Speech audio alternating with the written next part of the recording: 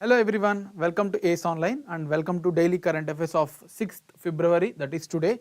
So before we are going to detailed discussion of each of the articles, we will see briefly what are all the elements or the articles that we are going to see for today's session. First one is economics of Panchayat Raj system. So there was an article in the Hindu related to the performance of financial performance of Panchayat Raj. So we will briefly see what is actually the Panchayat Raj, and then the statistics given by the RBI as well as the noted by Hindu are very important for our exams. Then Grammy Awards, you might be already aware, many of Indians has got the Grammy Awards. The 4 people has got the Grammy Awards. We will see what actually is Grammy Awards, what is the history, right, and the winners which we need to remember for the exam, right.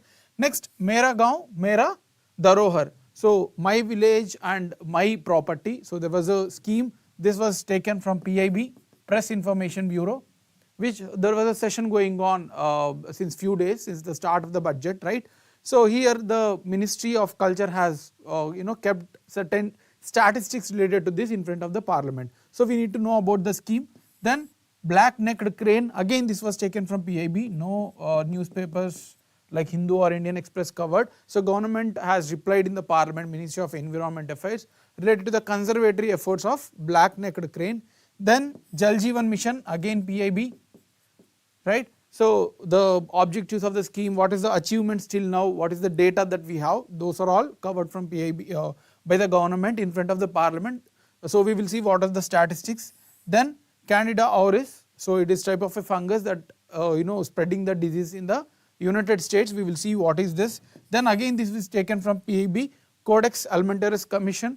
There was a recent conference in Kochi, so because of this we have taken. Then Magh Bihu, a festival in Assam. Then PM, divine scheme, some factual pointers, and then finally we will also solve some practice questions. So I hope you are ready for the session, and if you have any doubts you can ask here. Before this I want to tell, so these particular sessions are exclusive for objective exams. Of course we are discussing the issues, a brief, because without understanding the issue it is very difficult to remember the facts. So that's why I am discussing briefly the issues, whatever the relevant things. I am not going in detailed analysis. This is not a detailed analysis which usually ask in the conventional or the mains related exams which you need to write the answer. This is for objective exams which can be helpful for all the exams. I am little bit giving a little bit detail as well, so that you can also analyze the issue in a brief manner, right. So that is the goal of this aim. So if you are having any issues you can always ask here. So we will also discuss those things, right. Yeah. So let's start the session. The context is very simple. I have already told, economics of Panchayat Raj system. So there was a financial status of Panchayat Raj systems noted in the Hindu newspaper. So that is the context that we have taken this particular article from the Hindu, because that is relevant for our exam. Before seeing the details, I am just going to discuss briefly about the Panchayat Raj system. You might be already aware about it. So this is a decentralized organization. Usually any democratic country have 2 levels, right, at the center and then state. So these are the 3rd level administrative units at the village level or the district level to handle the decentralization to the governance. So the decision making should start at the bottom level. Usually you might be already aware about it, the decisions are coming from the higher level like central government, and then they are applied to the local level. But these are the institutions where the policy making itself is coming from the bottom and then being implemented according to the need with the collaboration of state governments as well as the central government, right. So these are the institutions that were launched through 73rd Constitutional Amendment Act, CAA. Of course, even before 73rd Constitutional Amendment Act, we have a lot of panchayats. Rajasthan was the first state to launch Panchayat Raj institutions. Thereafter, Andhra Pradesh and many other states have briefly they have established, but they were not the permanent bodies. Through 73rd Constitutional Amendment Act, it was made permanent. That means every state has to put forward the Panchayat Raj institutions for the development of the local self-government, right. So this is important thing. So those are the Panchayat Raj institutions at the 3rd tier to discuss within among the people there and then find a policy for their own governance. Those are called as Panchayat Raj systems. So I am not going in detail, that is becomes a very huge session, right. Now the thing that we required is the current affairs. So the data is available related to the Panchayat Raj system. So what is the basic objective of Panchayat Raj system? So they need to collect some money, they need to have their own money, and then they need to spend according to the need of the people there in that particular local level. But there is a contradictory completely from the data. We will observe that can be asked in the exam. If you observe, only 1% of revenue that is required for Panchayat was earned by themselves. That means out of 100 rupees they need for expenditure, only 1% they themselves earn. But actually the 73rd Constitutional Amendment Act asks state governments to devolve certain powers to Panchayat Raj institutions so that they can collect their own money from various taxes. So there are total 29 subjects in the 11th schedule of Indian Constitution, where those subjects like health or some local taxes or house taxes, those power all should be given to Panchayat Raj so that they can collect the money and then they can spend wherever it is required. But see here, only 1% is being earned by themselves. Rest of 99% is dependent on central and state government. So where is the decentralized government here, right? So it is, we can say it is a complete failure of the implementation of 73rd Constitutional Amendment Act, because the sufficient power, sufficient financial powers were not given to Panchayat Raj system. So this number is very, very important. And out of the total funds, 80% are given by central government grants itself. So total out of 100% funds that Panchayat Raj systems are getting, 80% funds are got from the central government grants. And many state governments, they are politicizing that central government is not giving this much amount of funds for the development and all. But here is a very much proof that state governments themselves are not very active to give the sufficient financial powers to the Panchayat Raj system. So 80% of money that Panchayat Raj systems are getting from central government, and only 15% finances are given by state governments, right. So this is very, very important. Central government, then this is state government, and 1% is panchayats themselves, right. So this is the data that we need to remember for the exam point of view. Similarly, there was also a report which was quoted by the Hindu about RBI report on Panchayat Raj institutions for 2020-23, right. So for Panchayat Raj institutions 2020-23, there was a data from RBI. This data is also very important for our exam, okay. So the total recorded total revenue of Panchayat Raj, all Panchayat Raj, not just in one state, it can be from Andhra Pradesh, it can be from Uttar Pradesh, it can be from Gujarat, all together, what is the revenue of panchayats? That was noted by RBI. It was 35,354 crore. This is the total revenue of panchayats in 2020-23. So this is the recent data that we are having. The total revenue of all the panchayats together accounts for 35,354 crore. Out of it, only 737 crore was earned by their own tax revenue. So out of this, only 737 crore was earned by Panchayat Raj institutions, they themselves, and 1494 crore through non-tax revenue. So see, this is the tax revenue, that means the local taxes, house tax, electricity tax and all. That was the main aim of the 73rd Constitutional Amendment Act. They said that state governments to devolve certain powers to collect the tax by the Panchayat Raj institutions, but this is very, very small, right. And non-tax revenue, that means the Panchayat Raj institutions have certain land, then they will give for rent, so for that they will get some interest and all, right. So other expenditures are 1494 crore, that is also important to remember, and they have earned 24,700 crores as grants from central government.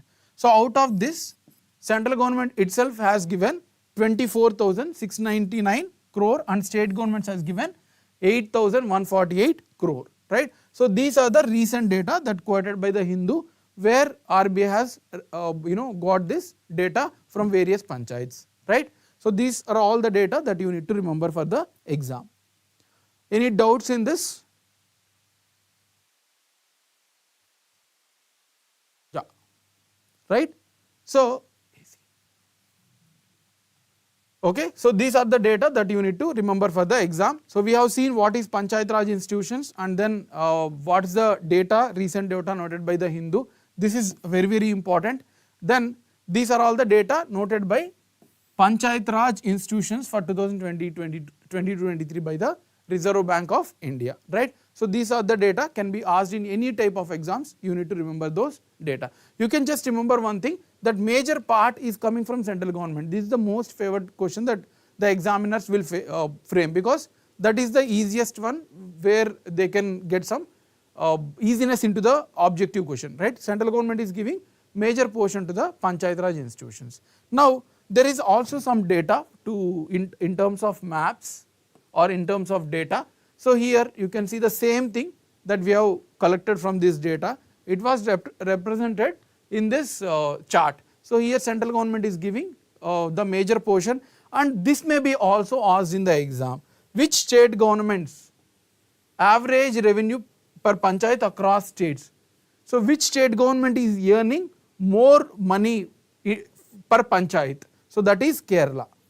So here we can say Panchayat Raj institutions are working in a much better way when we compare to the other states, followed by West Bengal. So you need to remember these two states, Kerala and West Bengal, which are relatively performing well when we compare to the other states, right. So here also central government grants percentage, this is important. How much percentage of money is getting from central government by the Panchayat Raj institutions? 79.8%, approximately 80%, right. So here state government grants are only 15%. So these data can be framed in the any of your, they can be asked in any of the competitive exams, right. Yeah. Now moving to the next article, that is Grammy Awards. So very important for, especially for the tier 2, tier 3 levels, who won and when it was started. So this is the very important part. So the context is very simple. This is 69th annual Grammy Awards. This is 66th session of annual Grammy Awards, which was read from October 1, 2022 till September 2023. So in this year span, they have given the remarkable performances for the musicians. So for which category or which activity these Grammy Awards are giving? Music. Very popular questions that may come in the exam. So this is the context. Now we will see what actually is a Grammy Award and when it was started. Those things are all very important, especially in exams conducted by higher level like UPSC. They won't ask the winners list.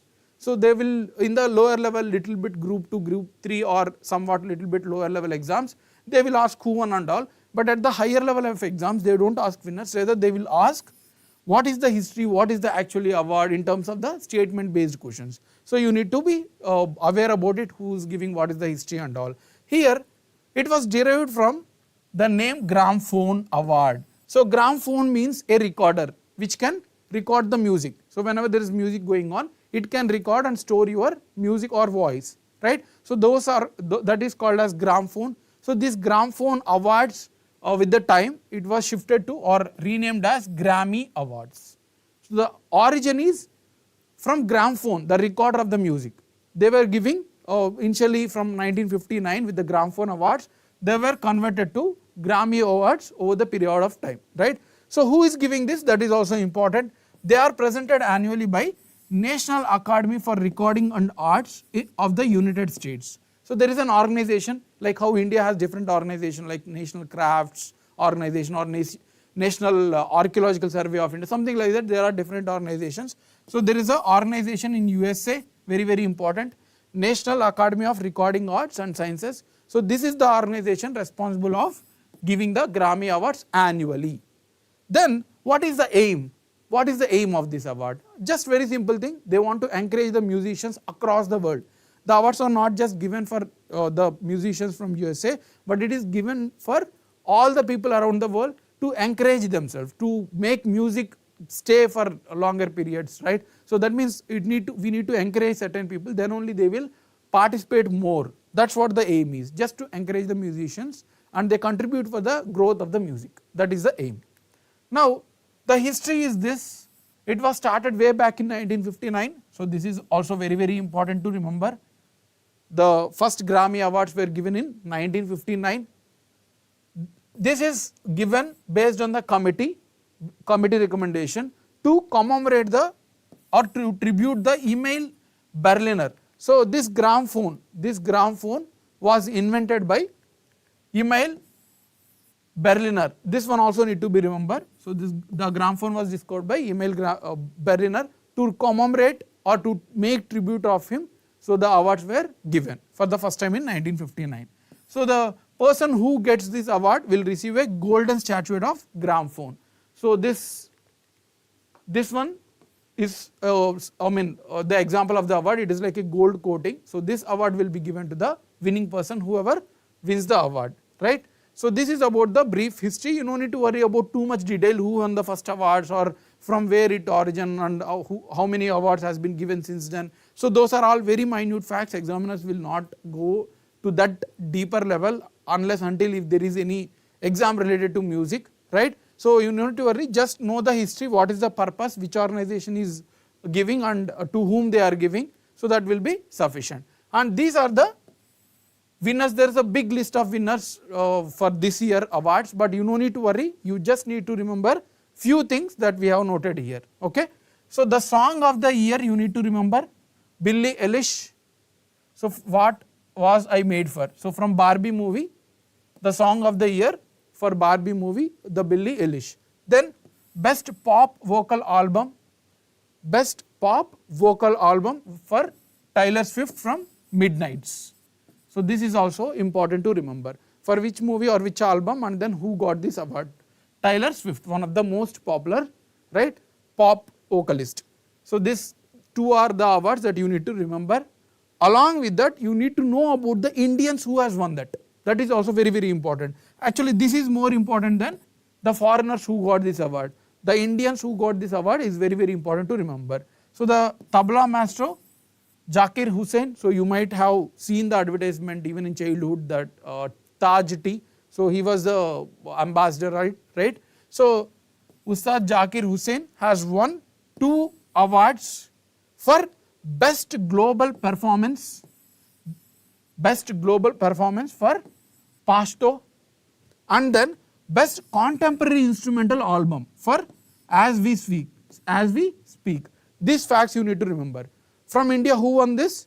Zakir Hussain. For which albums? Pashto and As We Speak, right? So that you need to remember. And which award? The award name? Global Music Performance and Best Contemporary Instrumental Album. So 2 awards were given to the Zakir Hussain. Then flutist Rakesh Chaurasia, right, won Grammy Awards in Pashto and as well as We Speak for the same movies. So there is no need of confusion here. The same movies are there, just that he is flutist in this particular album. You need to remember the name, right. So already these 2 names has been remembered here.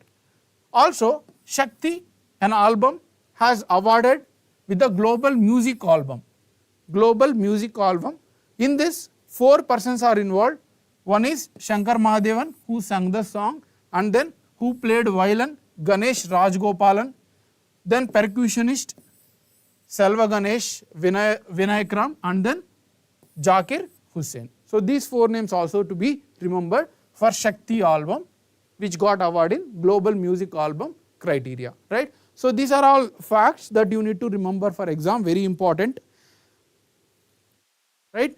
So what we need to take from this awards, what is the session, which session has, annual session has happened, 66th, and then what actually Grammy Award that is related to music, and who is conducting and to whom they are giving, also when it was started, what is the objective and what is the relation to Emil Berliner, who is the inventor of gramophone, right. So this year awards from foreign criteria, you can just remember the two things: best pop vocal album, song of the year. From Indians criteria, you need to remember three things. One is Ustad Zakir Hussain related, and then Rakesh Chaurasia related, and Shakti album, which there are 4 Indians involved in this particular criteria. So you can answer any type of questions. Mostly the questions will be surrounding from these things only, right? Yeah. Any doubts in this? Now we will move to the next article, that is Mera, Gaon, Mera, Dharohar. So Mera Gaon means my village, Dharohar means my property, right? Meri, Dharohar means my property. So my village is my property. This was a scheme. So let's, before going into the scheme details, let's see the context, why it is there in news. It was collected from PIB only. Government of India has decided to map and document all villages. So that's what the Ministry of Culture stated in the recent parliament, that is yesterday. So they said that they are going to map all the villages. But what type of map, that we will see in detail in the next coming slides. First, let's understand what is actually the scheme, who has launched this, before going into details about the provisions of the scheme or the elements of the scheme. It is a pan-India scheme, so it is not specific to any area or any specific state government. It is completely throughout India, which is being handled by Ministry of Culture. So Mera Gaon, Mera Dharohar scheme was launched by. So you may confuse with Ministry of Rural Development or Ministry of Panchayats. So beware here that it is being conducted by Ministry of Culture under National Mission on Cultural Mapping. So there is already a element of, there is already a scheme, National Mission for Cultural Mapping. So you may be little bit doubt what is actually cultural mapping. So we have, India is a very diverse country. We have number of states, number of tribes, number of music, number of dances, right? So India is very diverse in terms of culture. Each region, each state has different cultures in terms of music or dances or festivals. So here mapping means just to recognize and make it in a form of a document. So everyone will come to know that, okay, this state has this specific cultural festival, specific dances or specific places to visit. So that it will also encourage the tourism, places or people from one place to other place can also visit, right? So that is called as cultural mapping. Just noting down or estimation of all the important cultural places across the region in form of a map or a document. That is called as cultural mapping. Government is already taking care of National Mission on Cultural Mapping, so across India. But within that, this Mera Gaon, Mera Dharohar will exclusively specifically focus on villages. Okay, so that is the objective of the scheme. So if you go to villages, like you can visualize it, when we were in childhood, when we go to the villages, it is very beautiful place in terms of culture, in terms of festivals, which were actually lost over the years, or in urban areas we cannot see those things, right? Government is trying to bring back such things into the mapping so that every person will be aware and at least we preserve them for the future generations, right? So it was launched in 2023, July 27th. You no need to worry about the date, but need to remember the year. So it was launched last year only. And what is the objective? As we have already discussed, it is part of National Mission for Cultural Mapping, and under that we are specifically focusing on the villages. And how many villages are there in India? That is again important. Total 6.5 lakh approximately villages are there, and all these villages government is going to collect data within single village. What are all the specific cultural elements that are happening in that village? We will collect and map it in form of a document, right? So why they are making this document? I already told, to preserve for the future generations, also to encourage the tourism and to preserve the Indian culture, right? So that is the objective of the scheme. Then what they will take, what type of information they will take from villages? Geographical location, so where this particular village is located. Demographic aspects, like what type of tribes are there, is there any people who are very culturally important for India, like you can go to Meghalaya, you can see Garo, Kasi, Jaintia tribe, which have specific traditions. So they are going to collect the demographic aspects. Then description of traditional dress, ornaments, arts, craft. So each type of caste, each type of community, we have different ornaments, different crafts. So all these things are going to be noted. Then temples, fairs, festivals. See, this type of things are very generic in nature. I mean, I will tell you the clue also. Whenever there is such type of questions, which of the following are the features of this particular. So if you sense that there is a question which is very generic and there is a possibility of correcting all, you can keep all the above as the answer, right? Even UPSC or many of other exams, if the statements are very generic without any changes in name or specific data, you can mostly take them as granted for the correct statements, right? So these are all the things that government is going to map. Any doubts in this? I hope it is clear. So what you need to learn from here? You need to learn which ministry is handling this particular scheme, what is actually the goal of the scheme, when it was launched, and specific to villages, how many villages are there, and also the elements that the government is going to take, right? I hope you understood the cultural mapping concept as well. Then next is black-necked crane.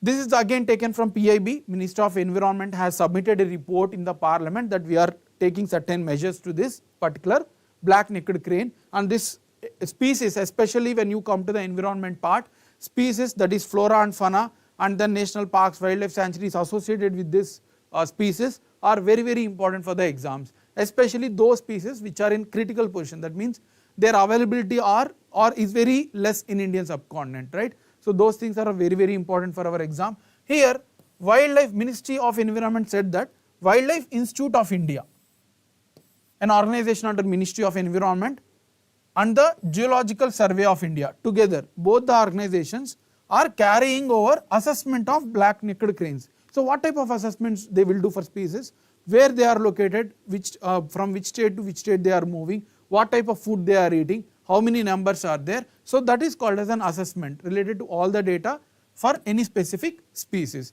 So this was noted by Ministry of Environment before the Parliament. Now we will see what is actually the black-necked crane before we see the data that is given by the ministry, right? So it is nothing but a crane, a bird species which breeds in Tibetan plateau. So this is very, very important. To which regions this specific species is native to? In India it is, so yeah, of course, in China and India, Tibetan plateau also borders with the India, especially in Arunachal Pradesh and Ladakh, right? So they have some common cultural connection as well. So here the most of the breeding stations for this bird is Tibetan plateau. Will come to in India where it is located also. Here you can see these are all the things, right? Will specifically tell where in India it can be seen.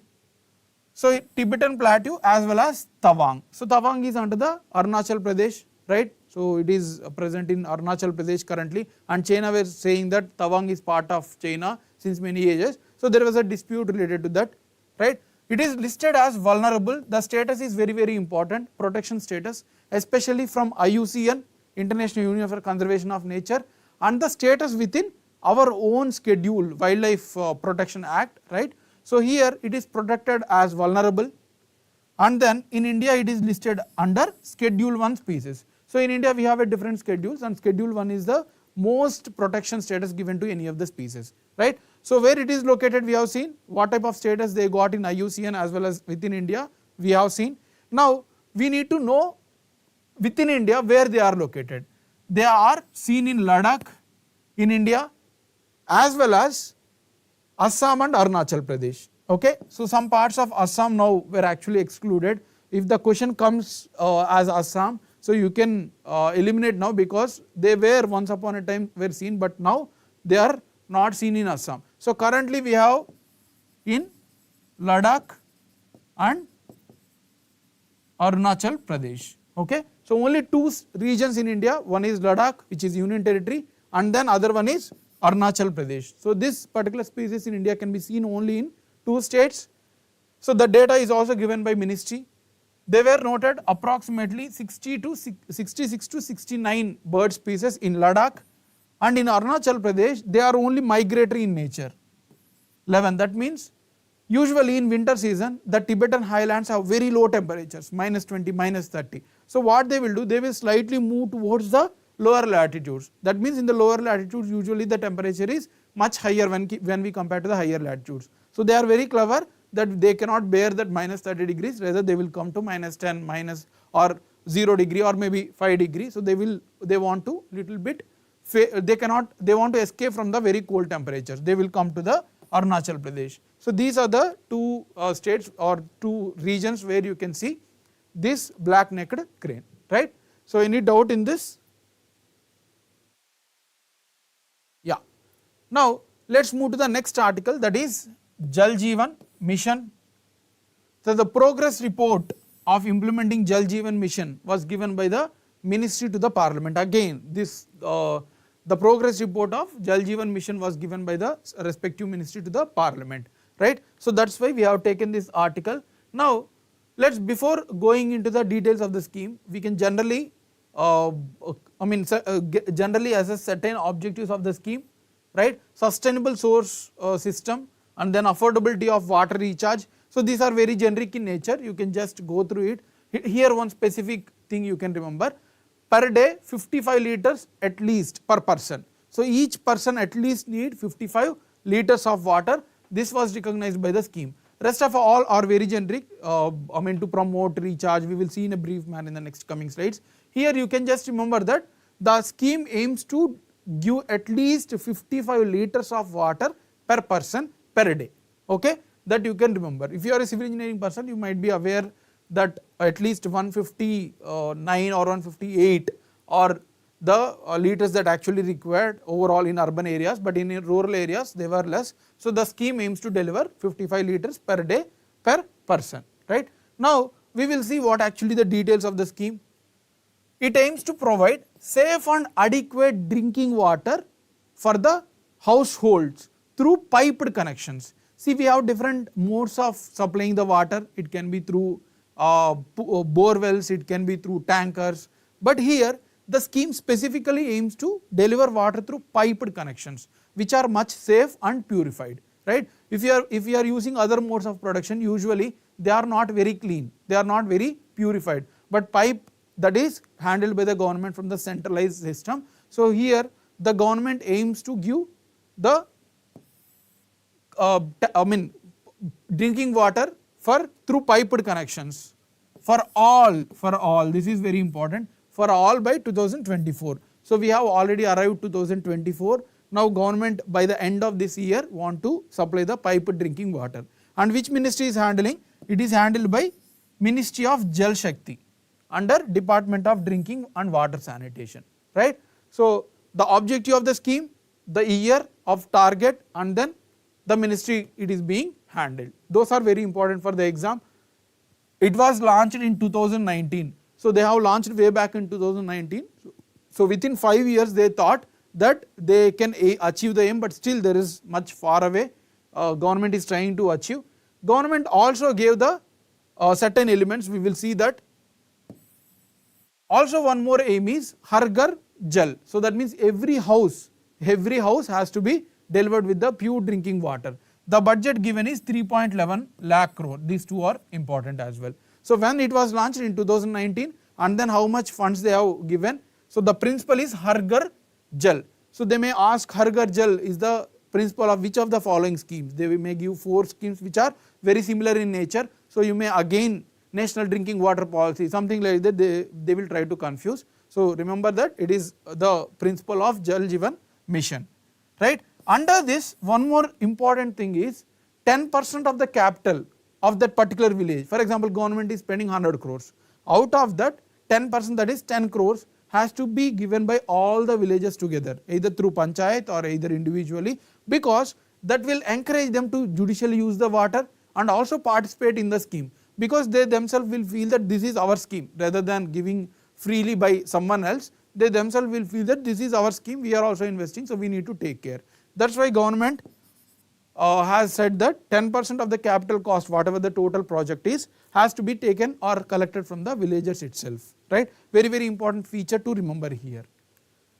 Then progress made by Jal Jeevan Mission. This is the data given by the ministry yesterday. So this is very important to remember.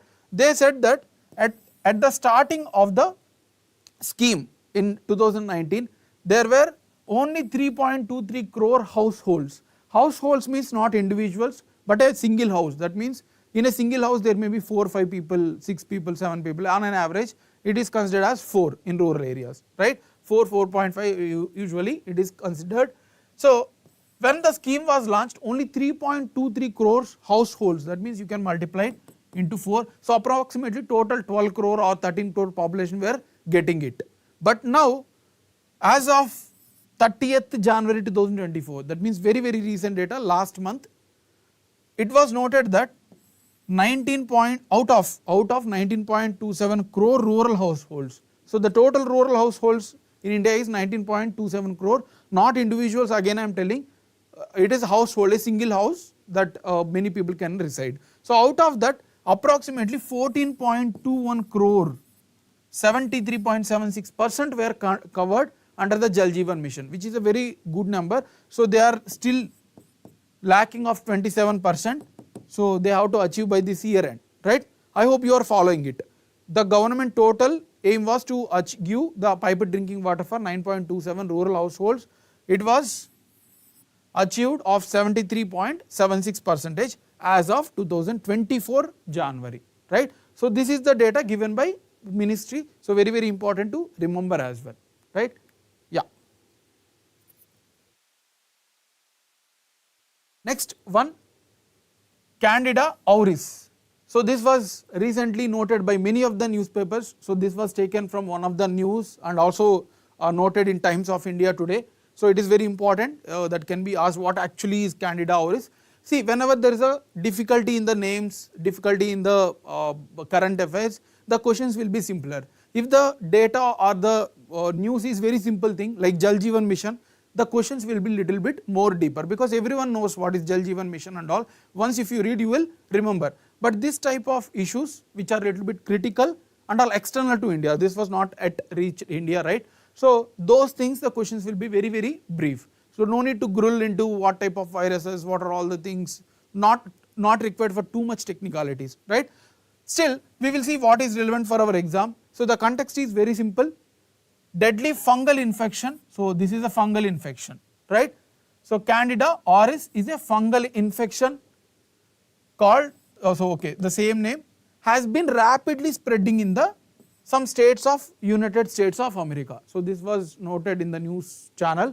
So this particular fungus, Candida auris, which can cause fungal infection, is spreading in some states of USA. That was the context. That's why we have taken this article. Now what we need to do from our side, we need to know about Candida auris for our exam. That's all, right? So here it is an emerging multi-drug resistant. That means what? Even after giving multiple medicines, they were able to sustain. So they became resistant. Maybe initially when we gave the medicine, they could not able to tolerate and they died. But now they were able to resist even the medication, and then they were able to sustain in the humans, right? So that is called as multi-drug resistant, and it is a fungus. We have already told, very important. So it is not a virus, it is not a bacteria, it is a fungus that can which represent the global health threat. So the thing is, you need to know that it is a multi-drug resistant fungal element or the microorganisms which can process the global threat. It is capable of causing invasive infections. That means what? Invasive means occupying in some other regions. They are not native to that particular region, but they can go and grow there, right? So those are called as invasive. So this fungus is even growing into the, occupying the human body in different parts. It can be on skin, it can be on any part of the body. They are occupying and they are affecting or creating infection in that particular part, right? So it was first discovered in Japan in 2009. So this is also very important. It was actually first discovered in Japan and very recent. It is not very ancient one. It was actually a recent 2009 found, right? So how it can be contracted? How these diseases can be contracted? It can be mostly through healthcare settings. That means whenever you are going to the hospitals, and if some persons or the hospital conditions are not very hygiene, so this type of fungus can spread from one person to other, right? So if you are maintaining the hygiene and all, so it can be handled easily. They can live on skin or any other body part. So you can see here, so they can stay for longer period and they can grow as an infection. So skin will become dark and then palatable, right? So That was the thing. The infections are treatable with antifungal drugs. So if we could able to properly do the medications with the antifungal drugs, they can be cured, right? No need to worry too much, but the thing is that most of us were not able to know when these are occupying our own body. That is important, right? So what to be learned from here? Very simple, not too much data is required. In which area it was recently spreading, that is important. What actually is Candida auris, that also you need to know, and where it was first discovered, in which year, which region, that is important, and what type of disease is it, right? Very simple thing, no need to go for too much technical causes and which regions are affecting, those are all not required for the exam, right? Yeah, any doubts?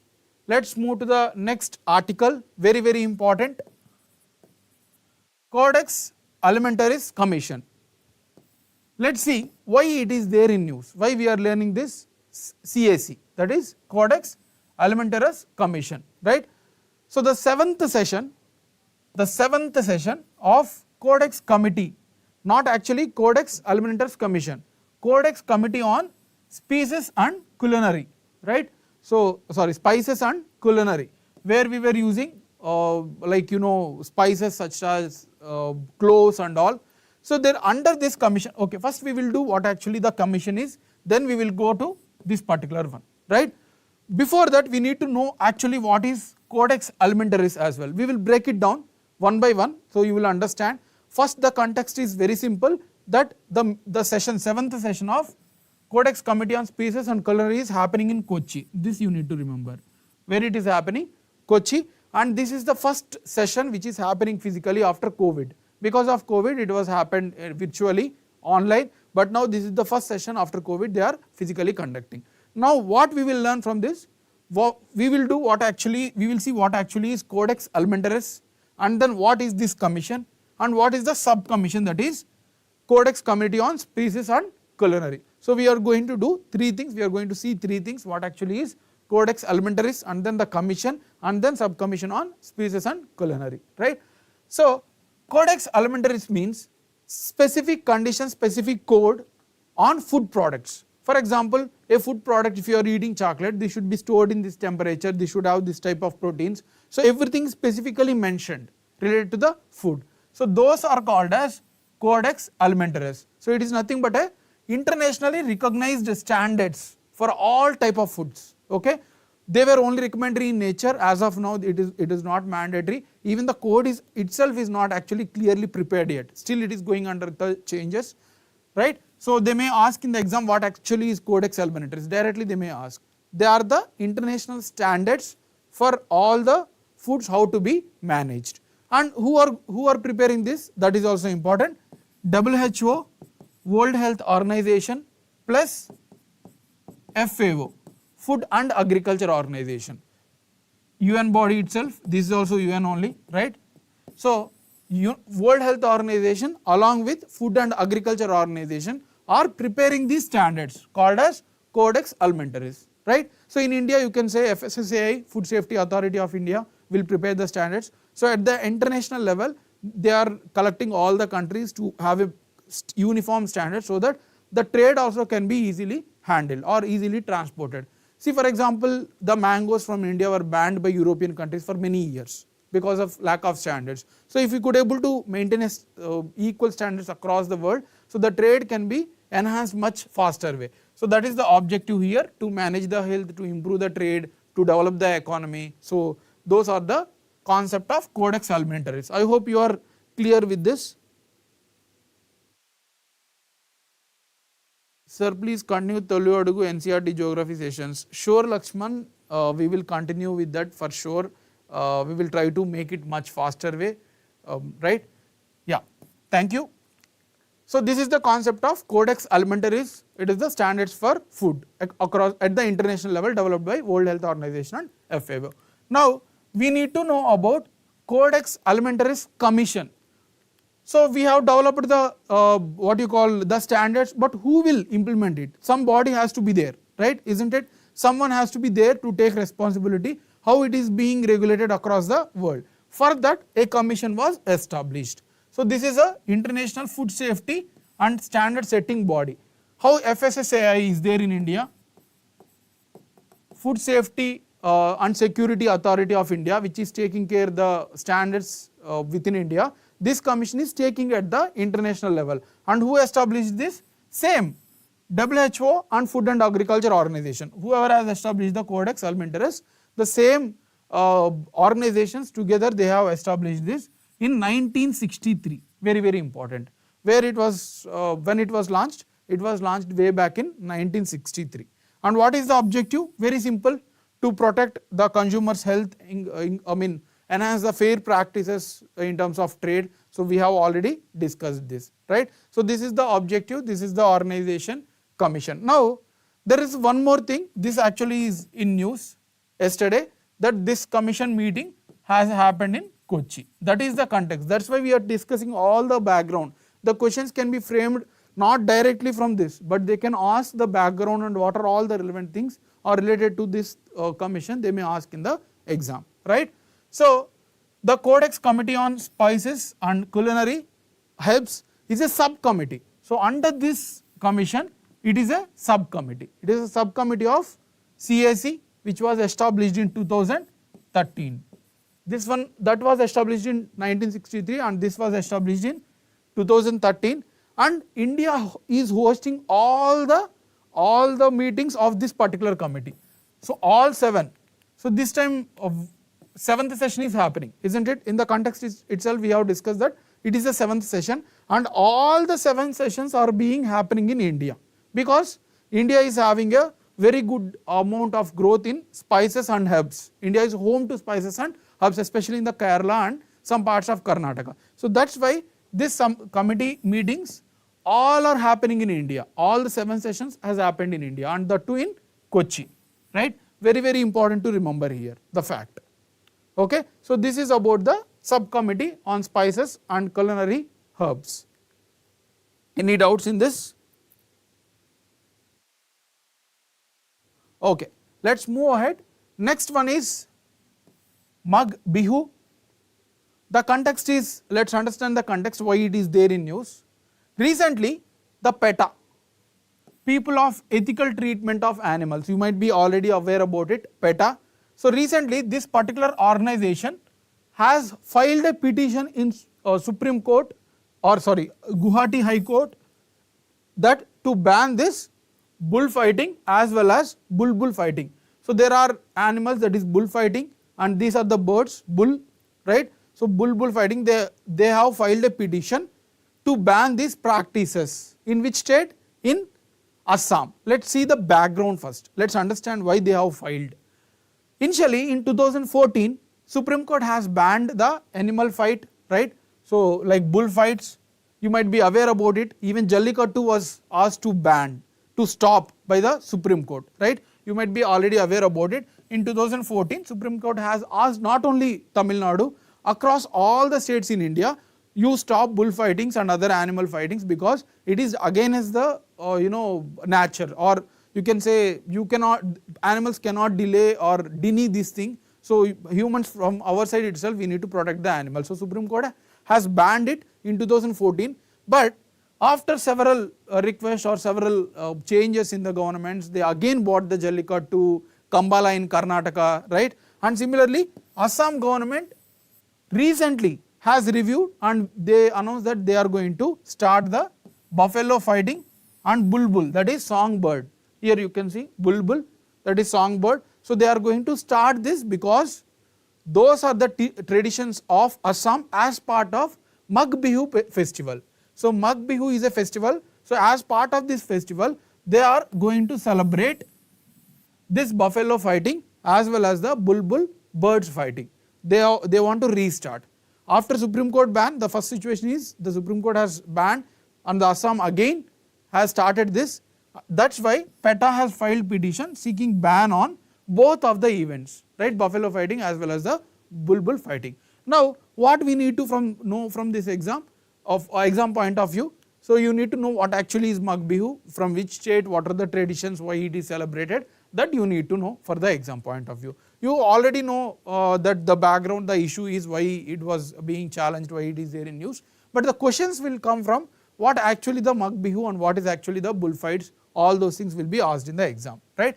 Let's see these fights, the fights of buffaloes as well as bulbul are part of Magh Bihu, a harvesting festival. So if you are a person from southern part of India, or not only from southern part, you can see it in celebrate across the regions like Shankranti or Pongal, you can say. Pongal you might be aware because it is the English name. So similar to Pongal, the harvesting festival, Assam is celebrated the same festival in January, that is Magh Bihu. For the harvest, it is a harvesting festival similar to the Pongal, right. So Magh Bihu is a harvesting festival celebrated in which state, that will ask in the exam. Magh Bihu is from Assam, okay. So these bullfighting all are part of Magh Bihu, and who is associated with this festival? Of course all the state is available, but the origin is attributed to Dimsa Kacharis tribe. This will be asked in the exam. Which tribe is known to start the Magh Bihu festival? So Dimasa Kacharis tribe, a tribe in Assam, were the first to attribute with this festival, right. So these are all the things you need to know, what actually the issue is, and then Magh Bihu festival, what are all the elements you need to know. So the factual associated things will be learned, right. Sir, budget parts are in Telugu, it is different, and so please explain in English. Malini Ram, yeah, we have released already a session in the engineering, this same channel, but actually due to time pecuniary I have rushed at the end.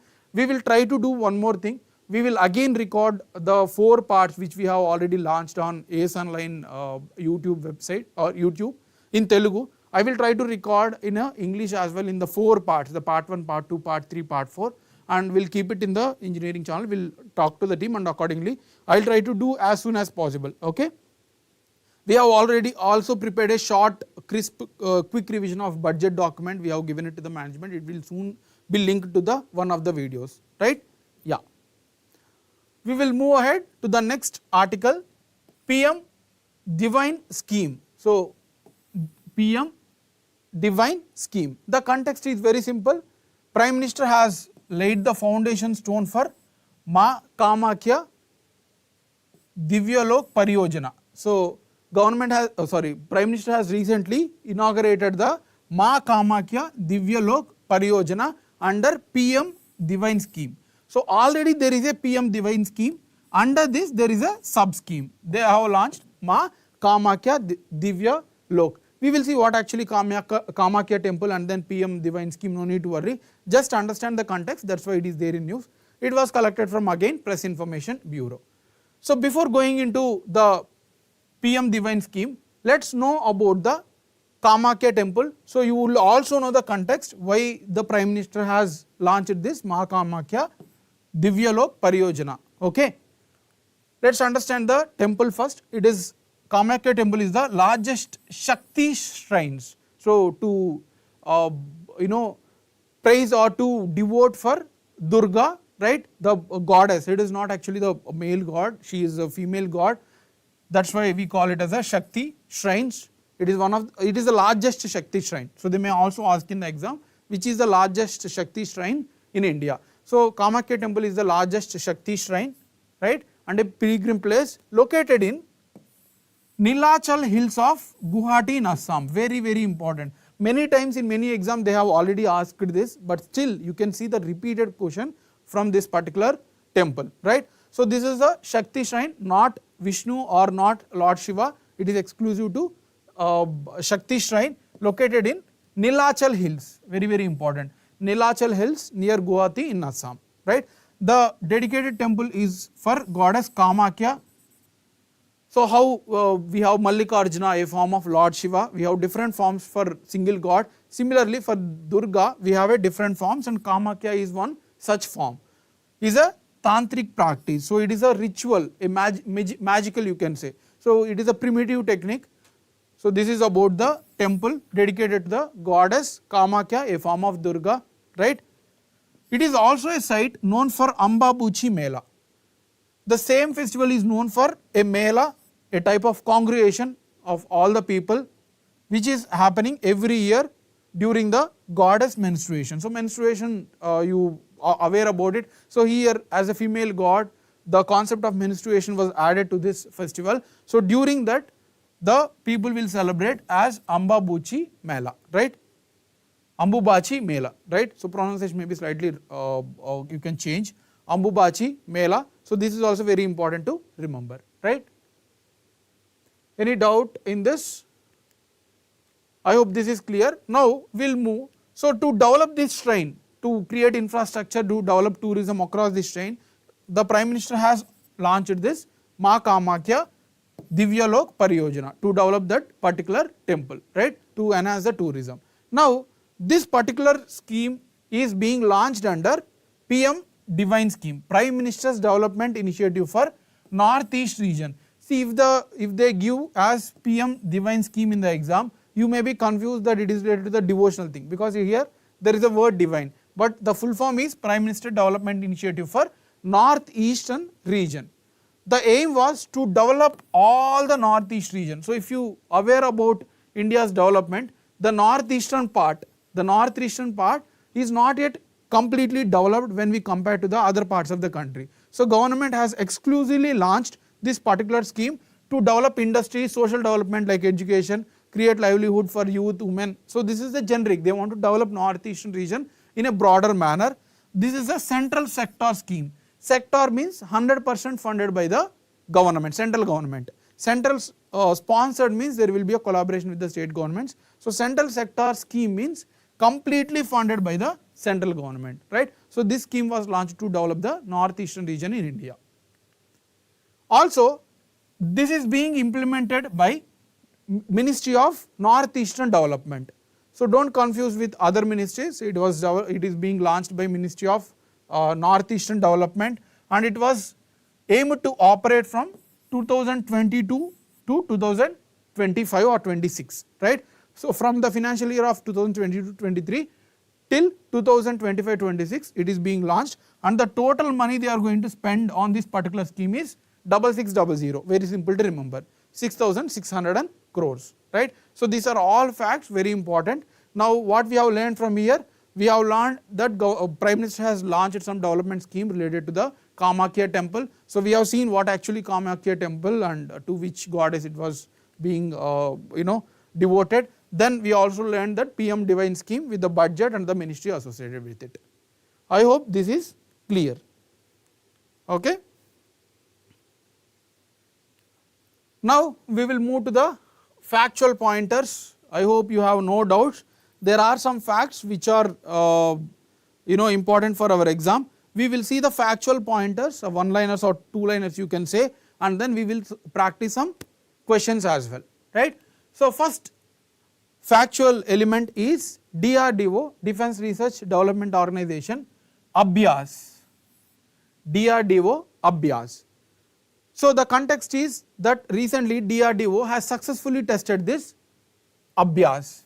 So what is this Abhyas? That is the important thing to remember for our exam. It is a high speed expandable aerial target. Sir, what is this? Again you are making it more complex. So of course you need to wait for one more point to understand it clearly.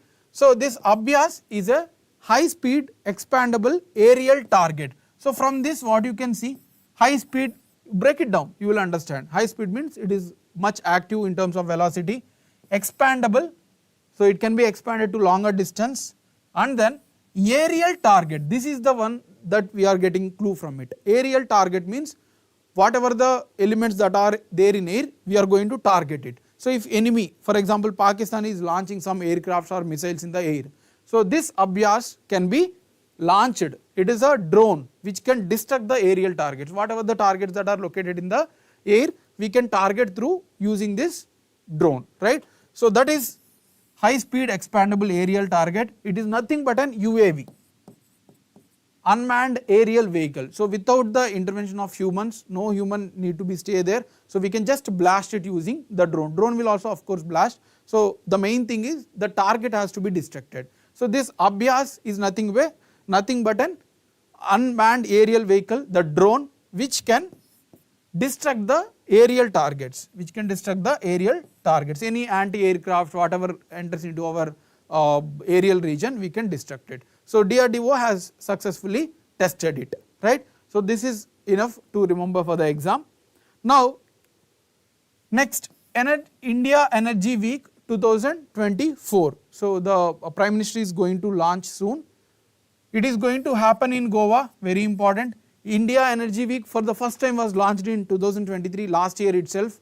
So there was a lot of success on it, and again government is conducting the India Energy Week from February 6 to 9. So today itself it is going to start until February 9th. Sir, what is the objective of this particular week? That is very important. You might be aware about it already. The energy that we are getting is majorly from fossil fuels, that is coal. So all the governments across the world is trying to shift towards the renewable energy such as solar or hydropower, right. You can take many other examples, tidal energy. So all the governments are trying to shift towards the renewable energy, and the week is to promote awareness about the shift in energy from the fossil fuels towards the renewable energy sources. That is the objective of this particular scheme, right. So the event will be from Quitol in South Goa, right. So this place is important to remember, where this energy week this year is happening in Quitol in Goa, right. So it is being organized by Ministry of Petrol and Natural Gas along with the support of Federation of Indian Petroleum Industry. So that is the organization that is taking care of this particular week. Next, so this again data is given by Ministry of Steel.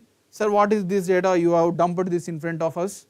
I will tell you how to remember. This is the data which government has given, that in the last 5 years how much steel we have generated or produced. They have given the data. From exam point of view, what you need to do? So you can see this is in million tons, the amount, these are all in million tons. Every year they have given. Sir, do we need to remember all the things? No, you need to remember this year, the recent data 2022-23, how much tons of steel was produced according to 2022-23, 127.20 tons, million tons. That you need to remember. And what else you need to remember? You need to remember this particular fact, how much the recent data, and you need to understand the trend as well. If you see, there is a decrease, there is a decrease, there is increase, there is an increase. So in many of the questions will be asked, in the last 5 years, the amount of steel production in India is sustainably increasing or continuously increasing, but there is a breakage because of COVID. So it is not increasing, it rather decreased and then increased, right. So it is not consistently increased. So only two things you need to remember, the final fact and the trend in last 5 years, that's all, right. No need to remember all these facts. Next, NASA has discovered super Earth planet dubbed as TOI 715. So they will ask, what is TOI 715? So it is nothing but a super Earth planet. Super Earth planet, that means similar to Earth there is a one more planet. That's what NASA has discovered. We does not have details, they are still studying. So you can just remember the name, what is it? It is a super Earth that is similar to Earth, a planet was discovered by NASA. And which mission? Transiting Exoplanet Survey Satellite Mission. This is the mission where in NASA it was discovered. So test mission is to recognize the planets across the universe, right, from NASA, right. Yeah, NASA is here. Those three you need to remember. What is the name, what is actually it, and then who discovered which mission, that's all. Then Reserve Bank of India has launched Digital Payments Index of 2023 till September 2023. So who launched this is the most important thing, and how much the score is 418.77. So what is this weightage, how they are calculating, that is not relevant for our exam. Just remember the index that we were able to increase in just 6 months, the index has increased, and who released this, that is sufficient for our exam. The last fact and very important fact, there was a traffic index ranking 2023 given by an organization called TomTom, right, a private organization based on Amsterdam. In terms of technology, they were aware about it, the technologies. So this report was given by TomTom, that is traffic index ranking, and in that London was the most congested city. So they will ask, which of the following city is the most congested city across according to traffic index ranking. It is London in UK, and no need to remember all, but try to remember the Indian cities. Bengaluru, so if you go to Bengaluru and stuck there, so you will, you need for hours to stay in the same traffic. So I have experienced it many times. So you will also experience if you go to Bangalore or if you are a person from Bangalore, followed by Pune. So ranking of Bangalore is important and Pune 7th, right? So these are the two cities. They are taking to travel per 10 kilometers. It is taking around 28 minutes. You don't need to remember this, okay? So just cities you can remember, and I am just giving for your estimation. To travel for 10 kilometers, it is taking approximately half an hour, right? So that is about today's data. Now let's move to the practice questions. If you have already listened this class, try to answer this, please. It will be an encouraging for me if you are answering it. I will also be more active. I will also come up with all the data of particular day. So it gives really a motivation for the teacher when the students are more active, right? I hope you are ready to solve the MCQs. First question. Let's start. The fundamental object of Panchayat Raj system is to ensure which among the following? See, these are the details not exclusive given in the session, but this is the previous UPSC question, UPSC prelims question. UPSC prelims questions. Very generic, but you need to understand the logic behind it. The fundamental object of Panchayat Raj system is to ensure. So what is the duty of Panchayat Raj system? To ensure among the four. They have given four options. First one, people's participation in development. That has to be ensured by the Panchayat Raj institutions. Second one, political accountability. So Panchayat Raj systems has to politically accountability, to promote politically accountability. So that is the second objective. Democratic decentralization, so implementation of schemes at the lower level to promote the democratical nature. Then financial mobilization, so that means to pool the resources, financial resources for the government. So that is the four. So they are asking which are all the responsibility of Panchayat Raj system among these four.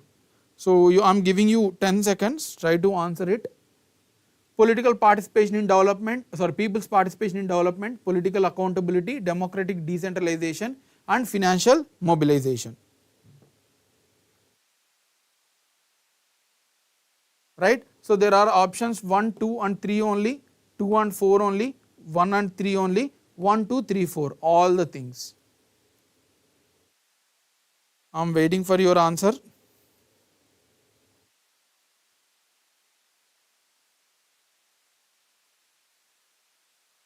Okay, so let's discuss this. First one, people's participation in development, of course, that is through Gram Sabha.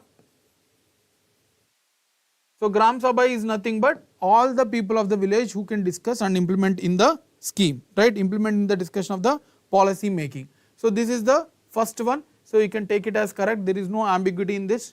Then political accountability. Here there is a clue. Political accountability. Political accountability means what? Whatever the political issues that is happening at the local level will be responsible, is taken care by Panchayat Raj system. Never.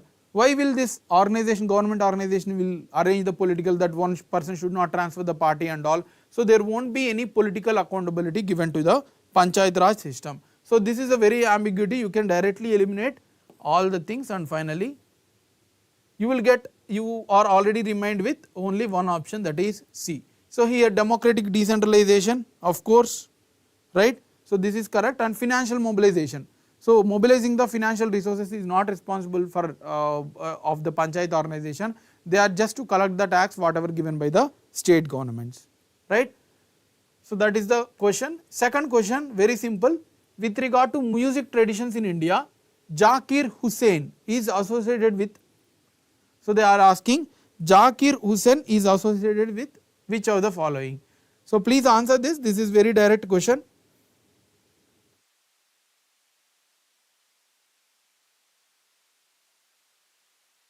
So very direct question. With regard to music tradition in India, Zakir Hussain is associated with violin player harp player, tabla player, gramophone. So, to which of the following things the person Zakir Hussain is associated with? Very direct question. You might have seen the Taj ad for, Taj is tea brand, right? Not violin player, harp player, he is tabla player, right? So, that is about the Zakir Hussain. Then, with reference to black necked crane, a bird found in India, which of the following statements are correct? So, we have discussed the black necked crane in detail. So, here you need to answer this question. It is found across all the states in Himalayas. First statement, it is classified as critically endangered in IUCN.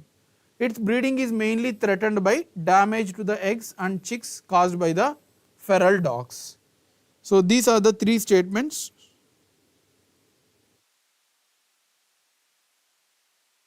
Right. So, here any answers from your side? Okay, I am going ahead. It is found across all the states of Himalayas. No, only Ladakh in Union Territory and then in Arunachal Pradesh. So, statement 1 is wrong. You can easily eliminate two options. It is classified as critically endangered. No, it is vulnerable. See, if you are not aware about the IUCN list, just go to Google Wikipedia of IUCN categorization. You will see the chart from least concern to the data not exist. You will see 8 or 9 categories. So, you can remember those based on the threat to the species. So, it is not critically endangered, rather it is a vulnerable. So, second statement is also wrong. So, you got the answer, that is 3, right. Its breeding is mainly threatened by the damage of eggs and chicks by the dogs. So, that is the reason that they were not able to sustain. So, that is the question. Next, what are the objectives of Jal Jeevan Mission? So, think, do not just blindly go what we have discussed, do not see the questions in a factual manner unless until there is no logic behind it. Try to find the logic in the statements, understand the statements what they are saying. If there is no logic rationally behind, then only you see the questions in a factual manner. Most of the students in the exam are not able to get good score because they see the questions in a factual manner. They tune their mind in a factual manner. Once they see, they will try to recollect where they have read rather than understanding the statements and trying to extract the meaning of it. So, that is very important to remember or to practice for exams. First statement, to provide free drinking water to poor people exclusively living in rural areas. So, they are saying that the free drinking water will be given to poor people, only poor people exclusively living in rural areas, only rural areas. That was the first statement. Second statement, to provide piped water supply to all rural and urban households by 2024. That is the second statement.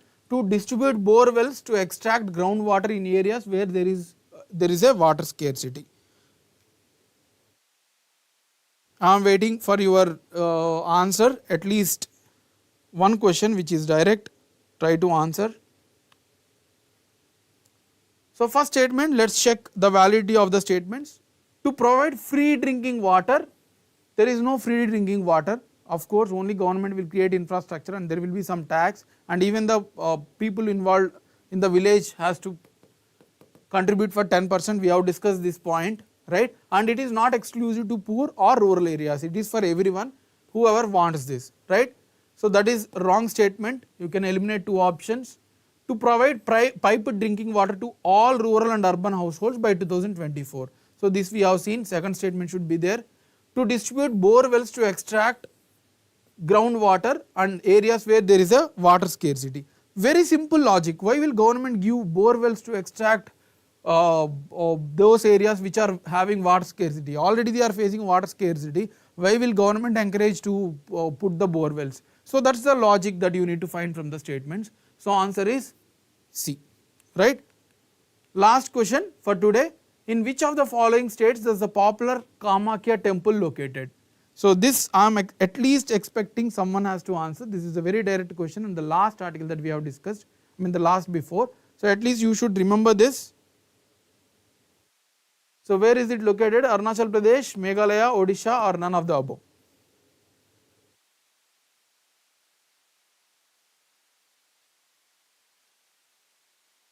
The last question for today.